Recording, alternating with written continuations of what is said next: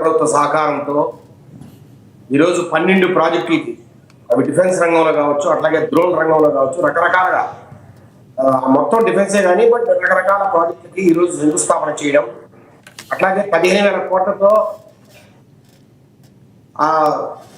Air craft integration and test centre ఈరోజు సత్సాయి జిల్లాలో అక్కడ గ్రౌండ్ బ్రేకింగ్ సెరమనీ అంటే ఫౌండేషన్ స్టోన్ అక్కడ వేయడం, దానికి రాజ్నాథ్ సింగ్ గారు రావడం, ఇవన్నీ కూడా సార్ ఒక సంచలనాత్మకమైన గ్రౌండ్ బ్రేకింగ్. అంటే ఈ రాష్ట్రంలో ఎప్పుడూ జరగని విధంగా గత 70 సంవత్సరాల్లో ఏ రోజు మనకు సెంట్రల్ గవర్నమెంట్ డిఫెన్స్ ప్రాజెక్టులు ఎక్కడ కూడా ఈ మధ్య కాలంలో మనం చూడని విధంగా ఈరోజు ఇన్ని ప్రాజెక్టులు మనకు వస్తున్నాయంటే సార్ ఇది కేవలం ఇక్కడ డబుల్ ఇంజిన్ సర్కార్ ఏదైతే మనం అనుకుంటామో కేంద్ర రాష్ట్ర ప్రభుత్వాలు కలిసి పనిచేయడం, ఒక ప్రభుత్వంగా ఉండడం, ఈరోజు తెలుగుదేశం పార్టీ, జనసేన అట్లాగే బీజేపీ పార్టీలు ఒక కూటమిలా ఏర్పడి రాష్ట్రంలో కావచ్చు, కేంద్రంలో కావచ్చు పరిపాలన కొనసాగిస్తుండడం, ఇవన్నీ కూడా ముఖ్య కారణాలు.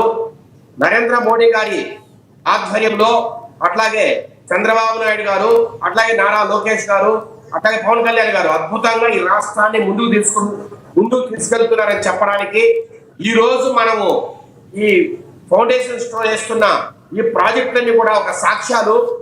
సార్ సత్యసాయి జిల్లా కావచ్చు, అనంతపురం జిల్లా అంటే ఉమ్మడి అనంతపురం జిల్లా కనీసం నీళ్లు లేక మొత్తము కొండలు, కోనలు, రాళ్లు, రప్పలతో నిండిపోయి కనీసం చెట్లు కూడా సరిగా వివరించిన పరిస్థితి, వానలు సరిగాల ఎడారి ప్రాంతం. సార్ అసలు అనంతపురం జిల్లాను చూసి ఆ రోజు ఈ ఉపాధి హామీ పనులు కూడా మొట్టమొదటిగా ప్రారంభించిన ఆంధ్రప్రదేశ్ లో అనంతపురం జిల్లాలోనే. అంతటి దారుణంగా వెనకబడి ప్రాంతాన్ని మొట్టమొదటిగా కియా ప్రాజెక్టుతో చంద్రబాబు నాయుడు గారు ఆ రోజు దూరదృష్టితో ఒక కియా ప్రాజెక్టును తెచ్చి ఆటోమొబైల్ రంగంలో సరికొత్త విప్లవానికి నాంది పలికారు. అది అద్భుతంగా ముందుకు సాగుతున్న క్రమంలో ఈ రోజు మళ్ళా రకరకాల సోలార్ అయితేనేమి, విండ్ పవర్ అయితేనేమి, డ్రోన్ రంగంలో అయితేనేమి, మరి ముఖ్యంగా ఈరోజు డిఫెన్స్ రంగంలో 15,000 కోట్లతో 5 నుంచి 6,000 ఉద్యోగాల రూపకల్పన. అట్లాగే సార్ దానికి అనుబంధంగా రకరకాల ప్రాజెక్టులు 1,00,000 కోట్లకు పైగా పెట్టుబడులతో దానికి అనుబంధంగా రకరకాల ప్రాజెక్టులు రాబోయే రోజుల్లో వచ్చే పరిస్థితి. అట్లాగే కర్నూలు కూడా సార్ అనంతపురం ఇంచుమించుగా ఎడారి ప్రాంతమే, పెద్దగా వారంలో వర్షాలు ఉండవు, ఇబ్బందుల్లో ఉన్న ప్రజలు సరిగా పంటలు పండవు. ఈ రోజు ఒక పక్క హార్టికల్చర్ అంటే ఉద్యానవన పంటలు, మామిడి కావచ్చు, బొప్పాయి కావచ్చు, లేదంటే అరటి కావచ్చు, ఇట్లాంటి పంటలు ఒక పక్క ఈ హార్టికల్చరల్ క్లస్టర్స్ పెట్టి ఒక పక్క ప్రోత్సహిస్తూనే రెండో పక్క ఇండస్ట్రియల్ ఏరియా లాగా అంటే ఇండస్ట్రీ అంటే ఈ పారిశ్రామిక రంగంగా కూడా రాయలసీమను అద్భుతమైన సీమగా మార్చాలా. సార్ నిన్నటి వరకు రాయలసీమ అన్నాం, ఈ రోజు రక్షణ సీమ అంటున్నారు. అంటే రక్షణ సీమగా పిలువబడేంతగా ఈ రోజు డిఫెన్స్ రంగంలో ప్రాజెక్టులు వచ్చిన పరిస్థితి. ఈ రోజు సార్ ఫౌండేషన్ స్టోన్కే పరిమితం అవుతామని కొంతమంది మాట్లాడుతున్నారు. రాబోయే రోజుల్లో మీరే చూస్తారు, వచ్చే 1-2 సంవత్సరాల్లో అద్భుతంగా అక్కడ ప్రాజెక్టులు నెలకొల్పి సార్ మన నెత్తి మీదే పెద్ద డిఫెన్స్ కాంబాట్ విమానాలు, 5th జనరేషన్ స్టెల్త్ విమానాలు ఎగిరే పరిస్థితిని, ఫోటోలను, వీడియోలను మీరు ముందు చూడబోతున్నారు. రాబోయే రోజుల్లో అనంతపురం అద్భుతమైన ప్రదేశంగా, అద్భుతమైన జిల్లాగా రూపుదిద్దుకోబోతుంది. సార్ రాజశేఖర రెడ్డి లాగా సైన్స్ సిటీ పెట్టి 10,000 ఎకరాలు సేకరించి దాని తర్వాత లేపాక్షి నాలెడ్జ్ హబ్ గా మార్చి ఆ 10,000 ఎకరాలు బ్యాంకుల్లో తరగా పెట్టి డబ్బులు తీసుకొని పారిపోయిన దాఖలాలు తెలుగుదేశం పార్టీ చేయదు. రాజశేఖర్ రెడ్డిని ప్రజలందరూ ఆహ్వానించారండి. రాజశేఖర్ రెడ్డి గారిని మీరు ఎలా విమర్శిస్తారు? ఆయన కంటిన్యూగా ఆహ్వానించారు రాజశేఖర్ రెడ్డి గారిని ప్రజలు.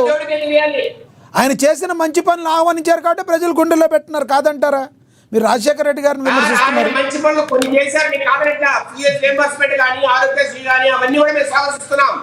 కానీ సైన్స్ సిటీ పేరుతో ఆ రోజు నాయకులు మొత్తాన్ని రైతులు బెదిరించారు. రైతుల దగ్గర ఫోర్స్ఫుల్ గా అంటే ఒత్తిడి పెట్టి మరి తక్కువ ధర కొని వీళ్ళు కొంత భూమిని సేకరించి ఆ భూమిని ఎక్కువ ధరలకు ప్రభుత్వానికి అమ్మారు.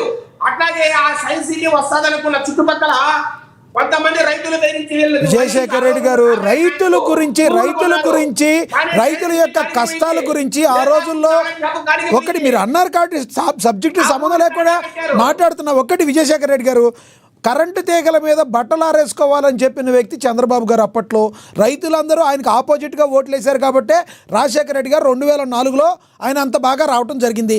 కాదంటారా? రైతు ప్రభుత్వం రైతుల గురించి మీరు ఇప్పుడు ఆలోచిస్తున్నారేమో, రాజశేఖర రెడ్డి గారు అప్పుడే ఆలోచించారు కదా, కాదంటారా? మీకు రాజశేఖర రెడ్డి మీద ప్రేమ ఉండొచ్చు, తప్పేం లేదు. అలాగా సార్, వాస్తవం చెప్తే మాకు ప్రేమ అందరూ కూడా మాకు అలా అంటారు. రాజశేఖర రెడ్డి ప్రేమించండి, మీరు జగన్మోహన్ కూడా ప్రేమించండి, మాకే అభ్యంతరం లేదు. సార్ నేను ఒకటే చెప్తున్నా, రాజశేఖర రెడ్డి గారు చేసిన ప్రతి పని కూడా మంచి పనే. లేదంటే కేవలము ఉచిత విద్యుత్ ఇవ్వడం వల్ల ఆయన అధికారానికి వచ్చారంటే అది కరెక్ట్ కాదు.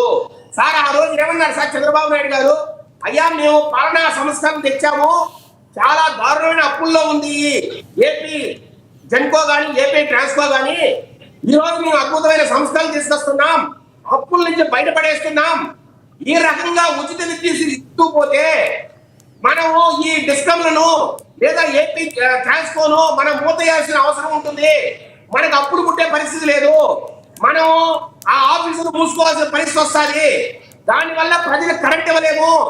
కరెంట్ ఇవ్వనప్పుడు ఆ ఏదైతే వైర్లు ఉన్నాయో దాని మీద మనము బట్టలు ఆరేసుకోవాల్సిన పరిస్థితి వస్తుంది అని ఒక ఆ ముందు చూపుతో ఆ ఇబ్బంది ఏదైతే మనకు వస్తుందో ఆ ఇబ్బందిని మాట్లాడారు కానీ భలే సార్, భలే చంద్రబాబు గారు అన్ని ముందు చూపు ఉంటాయి. వాస్తవం మీరు చెప్పింది, ఎందుకంటే ఇప్పుడు మద్యపాన నిషేధం అని చెప్పిన ఎన్టీ రామారావు గారు చెప్పింది కరెక్ట్ కాదని ముందు చూపుతో ఆలోచించి మద్యపాన నిషేధం కుదరదని చెప్పిన వ్యక్తి చంద్రబాబు గారు.